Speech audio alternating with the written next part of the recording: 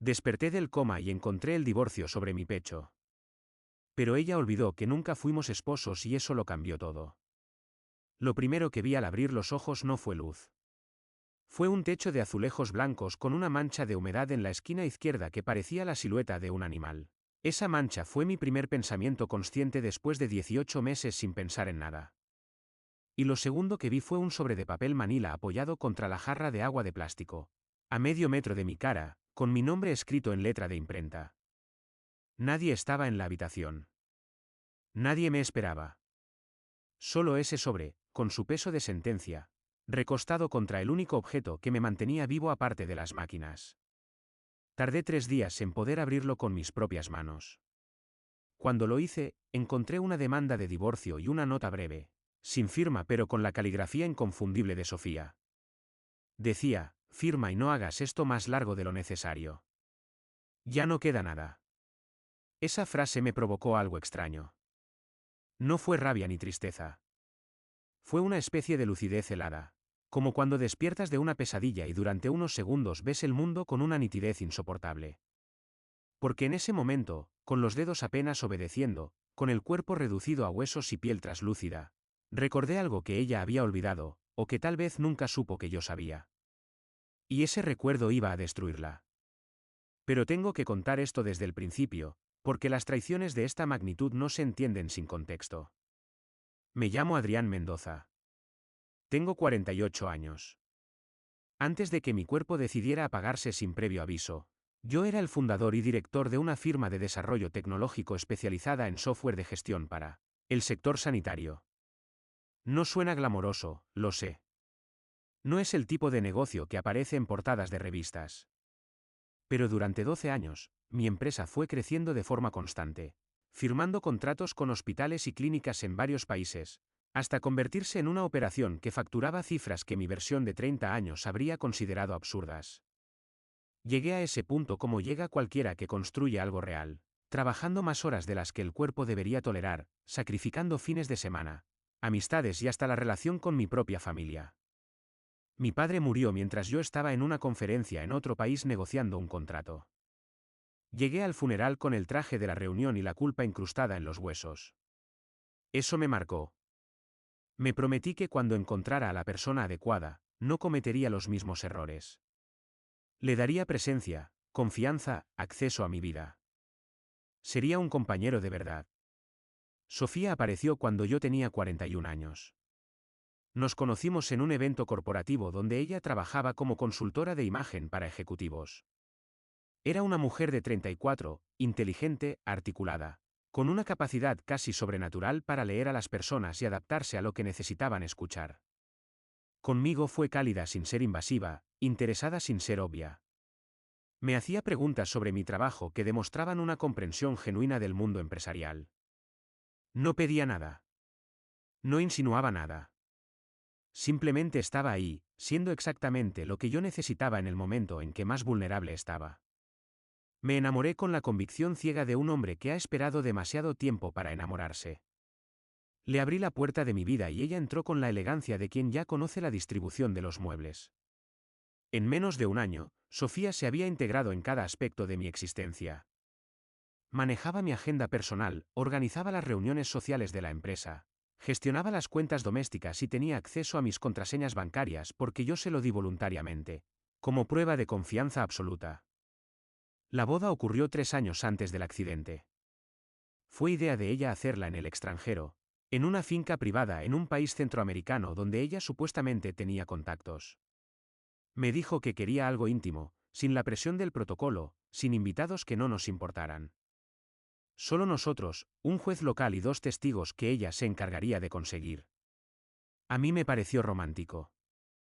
Estaba tan sumergido en la presión de un contrato millonario que le delegué toda la organización sin pensarlo 2 veces. Firmé los papeles que ella puso frente a mí mientras el sol caía sobre unos jardines tropicales y un hombre con traje oscuro leía frases ceremoniales en un español formal. Sentí que finalmente tenía lo que me faltaba. La pieza que completaba el rompecabezas. Lo que yo no sabía, lo que mi confianza estúpida no me dejó verificar, es que aquel hombre no era juez. No tenía licencia, no tenía jurisdicción, No tenía nada más que un guión memorizado y un pago en efectivo que ella le hizo esa misma mañana. Los documentos que firmé no fueron inscritos en ningún registro civil, ni en aquel país ni en el nuestro. Eran papel decorativo. Ella construyó una ilusión de matrimonio tan perfecta que yo viví dentro de ella durante años sin sospechar. ¿Por qué haría algo así? Porque un matrimonio real implicaba obligaciones legales para ella también. Implicaba transparencia patrimonial, régimen de bienes compartidos, responsabilidades que limitarían su capacidad de maniobra. Sin matrimonio legal, ella podía presentarse ante el mundo como mi esposa, disfrutar de todos los beneficios del estatus, pero mantener una libertad jurídica absoluta para actuar a mis espaldas cuando llegara el momento. Y el momento llegó cuando yo dejé de ser útil. El episodio médico que me sacó del mundo ocurrió una mañana ordinaria. Estaba en mi oficina revisando un informe financiero cuando sentí un dolor agudo en la nuca, como si alguien me hubiera clavado un alfiler incandescente en la base del cráneo. Después, oscuridad. Un aneurisma cerebral que se rompió sin previo aviso. Los médicos dijeron que sobreviví de milagro, pero que el daño fue suficiente para dejarme en un coma profundo. 18 meses. Casi 2 años flotando en un vacío sin forma, sin tiempo, sin conciencia de que afuera alguien estaba desmantelando mi vida pieza por pieza. Sofía actuó rápido. Las primeras semanas mantuvo las apariencias. Visitaba el hospital, lloraba frente a los médicos, publicaba mensajes en redes sociales sobre la fortaleza del amor y la esperanza de mi recuperación. Pero cuando los neurólogos empezaron a usar la palabra irreversible con más frecuencia, su comportamiento cambió. Dejó de venir al hospital con regularidad. Comenzó a moverse como alguien que ha recibido permiso para actuar sin supervisión. Usando documentos que me presentaban como su esposo, documentos que ella misma había fabricado años atrás. Empezó a liquidar activos. Vendió el departamento que yo tenía antes de conocerla, alegando necesidades financieras urgentes. Transfirió acciones de mi empresa a una sociedad mercantil registrada a nombre de un tercero que resultó ser su primo. Vació la cuenta de inversiones que yo había construido durante 15 años, moviendo el dinero a cuentas en jurisdicciones donde el rastreo era difícil. Cada operación tenía la firma de un notario complaciente y el respaldo de un poder notarial que ella obtuvo, presentando documentación médica que me declaraba incapacitado y a ella como cónyuge y apoderada legal. Mientras mi cerebro luchaba por reconectar sus circuitos dañados, ella vivía una vida que habría sido imposible sin mi patrimonio. Se mudó a una propiedad nueva. Compró un vehículo de lujo. Empezó una relación con un hombre al que conoció en un club de vela, un tipo que aparentaba tener dinero propio pero que en realidad vivía de lo que ella le proporcionaba, que a su vez era lo que me había robado a mí. La cadena era grotesca en su simplicidad. Cuando desperté, nadie me explicó nada de esto inmediatamente. Los primeros días fueron pura confusión sensorial. Luz que lastimaba, sonidos que no tenían sentido, una sed constante y la incapacidad de mover las extremidades con voluntad propia. Los médicos me hablaban despacio, como a un niño. Me dijeron que había estado en coma, que habían pasado 18 meses, que mi recuperación era un caso extraordinario. No mencionaron a Sofía. No tuve que preguntar. Su ausencia era la respuesta más elocuente. Ella vino al cuarto día. No la reconocí de inmediato. Había cambiado el tono de su cabello y usaba ropa que yo nunca le había visto. Entró sin saludar, se quedó de pie al lado de la cama y me miró con una expresión que solo puedo describir como evaluación. No había afecto en sus ojos. Había cálculo. Estaba midiendo cuánto había recuperado mi capacidad cognitiva, cuánto recordaba, cuánto podía representar como amenaza. Habló con una voz que intentaba sonar compasiva pero que se quebraba en las consonantes por la impaciencia. Me dijo que las cosas habían cambiado, que ella había tenido que tomar decisiones difíciles durante mi ausencia, que no podía seguir viviendo en la incertidumbre. Puso el sobre con los papeles del divorcio sobre mis piernas y me explicó que lo mejor para ambos era cerrar este capítulo de forma civilizada. Yo me quedo con lo que ya tengo y tú empiezas de nuevo cuando te recuperes. Es lo más justo, Adrián. No le respondí. No porque no quisiera, sino porque físicamente no podía articular más de 2 palabras seguidas sin que la garganta me ardiera. Ella interpretó mi silencio como derrota. Antes de irse, se inclinó y me dijo algo que guardo en la memoria con la precisión de una cicatriz. No te conviene pelear, Adrián. No tienes nada. Y nadie va a creerle a un hombre que estuvo muerto año y medio. ¿Se fue? El sonido de sus tacones en el pasillo del hospital fue lo último que escuché antes de quedarme solo con el zumbido de las máquinas y una claridad mental que se iba afilando con cada respiración. En los días siguientes, mientras los fisioterapeutas trabajaban para devolverle funcionalidad a mi cuerpo, yo trabajaba internamente en algo distinto. Recordaba. No los momentos felices, sino los detalles que mi subconsciente había archivado sin que yo les prestara atención en su momento. Recordé que semanas antes del aneurisma, un contador externo que yo había contratado para una auditoría rutinaria me mencionó una inconsistencia en los registros de la empresa. Un flujo de dinero que salía hacia una cuenta que no correspondía a ningún proveedor conocido. Yo le resté importancia. Le dije que probablemente era un error administrativo y que Sofía podría aclararlo. Nunca le pregunté a ella. El contador me envió un correo con los detalles, un correo que yo leí por encima y archivé. Ese correo seguía en mi servidor. Pero el recuerdo más importante fue otro. Un año antes de la boda, durante una cena con un conocido que trabajaba en el registro civil de nuestra ciudad, surgió una conversación casual sobre matrimonios en el extranjero. El hombre explicó que para que un matrimonio celebrado fuera del país tuviera validez legal, debía cumplir una serie de requisitos de apostilla y registro que la mayoría de la gente desconocía. Yo lo escuché con interés distraído y después le comenté a Sofía que deberíamos verificar que nuestros papeles estuvieran en orden. Ella me dijo que ya se había encargado de todo, que no me preocupara. Yo no insistí. Ahora, acostado en esa cama de hospital con el cuerpo roto pero la mente en llamas, esa conversación adquirió un significado completamente diferente. Si ella realmente se hubiera encargado, el registro existiría. Si el registro existiera, ella no necesitaría mi firma en unos papeles de divorcio, simplemente procedería legalmente. El hecho de que me estuviera presionando para que yo firmara significaba que necesitaba mi validación activa. Y la única razón para necesitar mi validación era que sin ella, no tenía nada que sostuviera su versión de los hechos. Necesitaba ayuda. Mis contactos habituales estaban contaminados. Sofía se había encargado de eso durante mi ausencia, diciéndoles a todos que yo no quería visitas, que mi estado era delicado, que cualquier estímulo externo podía ser perjudicial. Aislarme fue parte de su estrategia. Pero había una persona a la que ella no conocía, alguien de mi vida anterior a ella, de los años duros en los que mi empresa era solo una idea en un garaje. Ignacio Carreras era un abogado penalista retirado que había sido amigo de mi padre. Un hombre de 72 años, duro como la madera vieja, con una desconfianza instintiva hacia todo lo que pareciera demasiado perfecto. Yo no lo había visto en años, pero sabía que seguía viviendo en la misma casa de siempre. Porque Ignacio era el tipo de persona que no cambiaba de domicilio ni de opinión sin una razón de peso. Logré contactarlo a través de una enfermera del turno nocturno. Le pedí que buscara un número en las páginas de internet y que hiciera una llamada en mi nombre. Le ofrecí pagarle, pero ella se negó. Me dijo que llevaba meses viéndome solo en esa habitación y que algo en esa situación no le cuadraba. A veces la decencia aparece donde menos la esperas. Ignacio vino al hospital un sábado a las 7 de la mañana, cuando las visitas aún no estaban permitidas.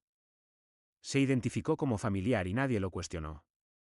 Se sentó junto a mi cama, me miró durante un largo rato sin decir nada y después habló con la voz rasposa de quien ha fumado durante décadas.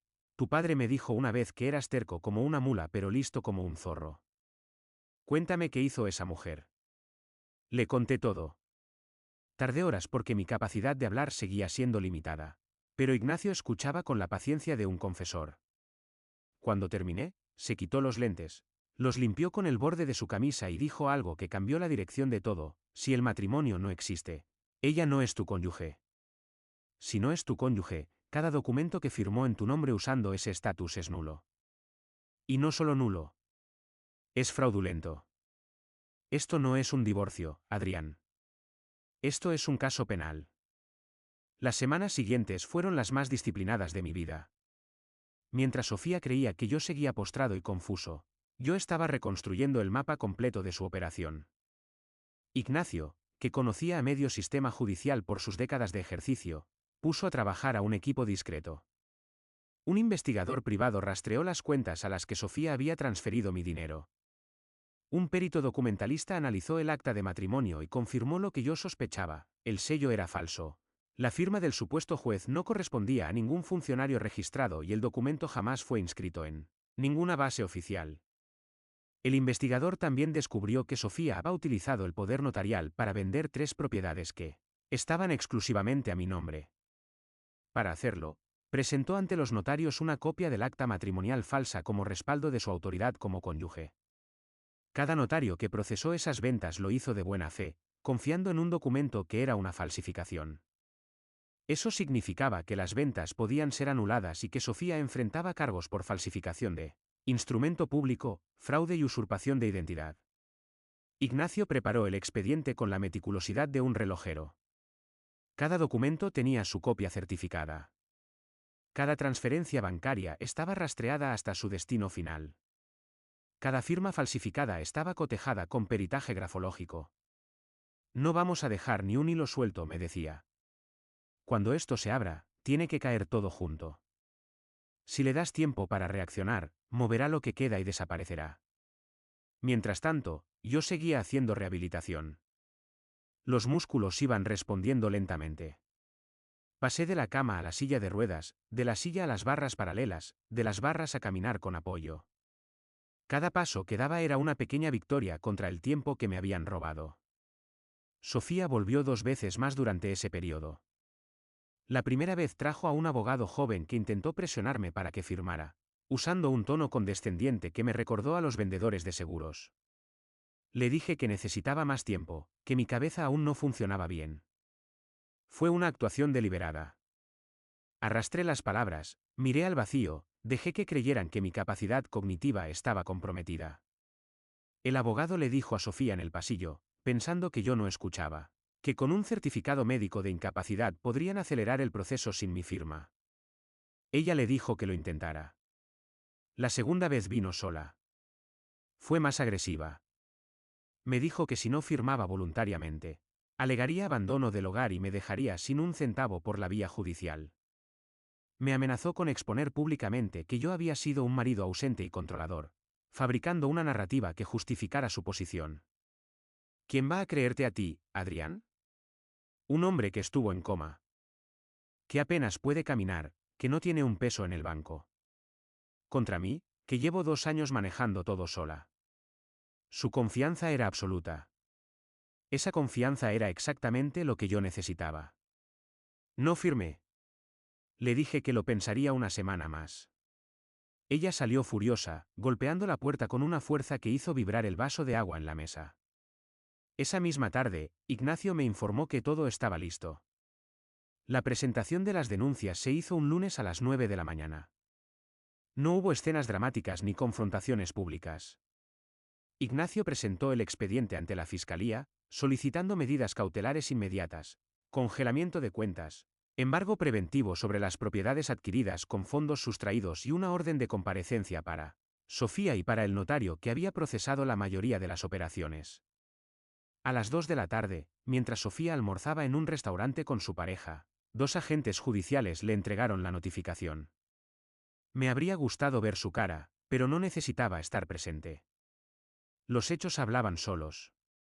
Ignacio me contó después que el abogado de Sofía llamó a su despacho esa misma noche, desconcertado.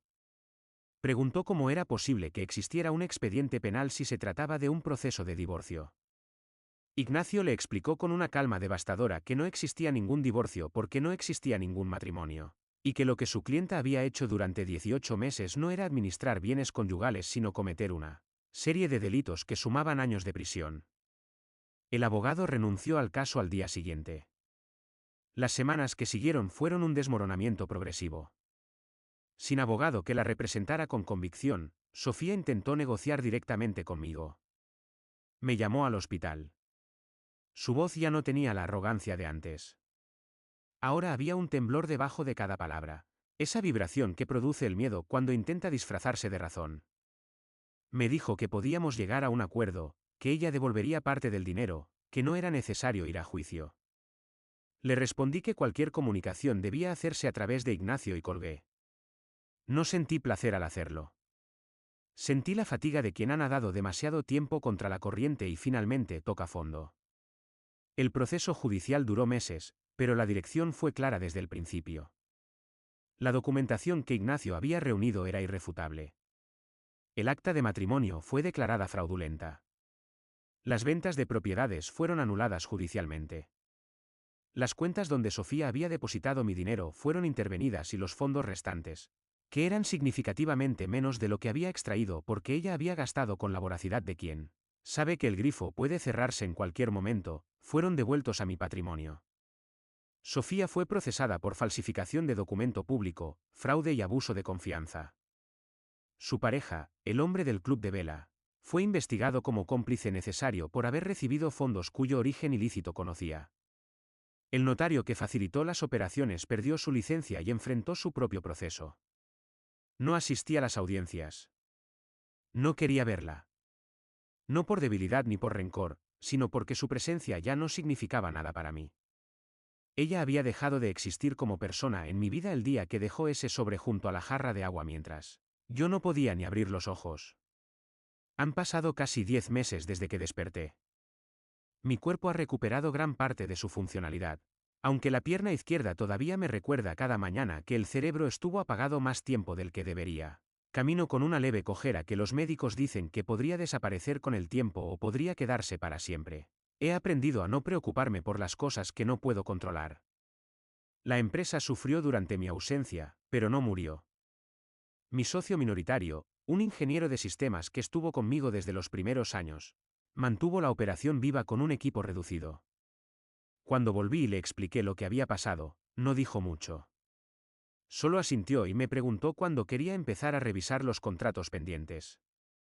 Esa sencillez me devolvió más fe en las personas que cualquier discurso sobre lealtad. He reconstruido lo que se pudo reconstruir. No todo el dinero fue recuperable. Sofía gastó una parte importante en un estilo de vida que ahora no puede sostener. Sé por el proceso judicial que vive en una habitación alquilada, que trabaja en algo relacionado con ventas y que su relación con el hombre del club de vela terminó el mismo día en que las cuentas fueron congeladas. La velocidad con la que él desapareció de su vida confirma algo que yo ya sabía: el dinero no compra amor. Pero su ausencia revela con precisión quirúrgica donde nunca lo hubo. A veces, cuando termino de trabajar y me quedo solo en la oficina, pienso en quién era yo antes del aneurisma. Era un hombre capaz pero incompleto. Alguien que confundía la entrega con el amor y que creía que dar acceso total a otra persona era la forma más alta de confianza. Ahora entiendo que la confianza no se demuestra abriendo todas las puertas, sino sabiendo cuáles deben permanecer cerradas hasta que el otro demuestre, con hechos y con tiempo, que merece la llave. No guardo odio hacia Sofía. El odio requiere una conexión emocional que ya no existe. Lo que siento es algo más parecido a la indiferencia informada. La certeza tranquila de que aquella persona tomó sus decisiones y ahora vive con sus consecuencias.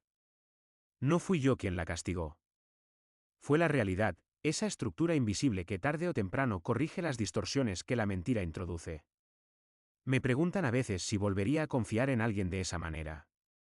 No lo sé. Lo que sí sé es que el hombre que abrió los ojos en aquella cama de hospital no es el mismo que los cerró 18 meses antes. Aquel Adrián creía que su valor estaba en lo que podía dar. Este Adrián sabe que su valor está en lo que es capaz de proteger, empezando por sí mismo. Guardo el sobre de Manila en un cajón de mi escritorio. No lo abro. No necesito releer esos papeles para recordar lo que significan. Son el testimonio de un momento en el que alguien decidió que yo no valía más que la suma de mis cuentas bancarias. Y son también la prueba de que se equivocó. Porque las cuentas se vacían y se vuelven a llenar. Pero la capacidad de levantarse cuando el mundo entero te da por muerto, eso no tiene precio y no se puede robar.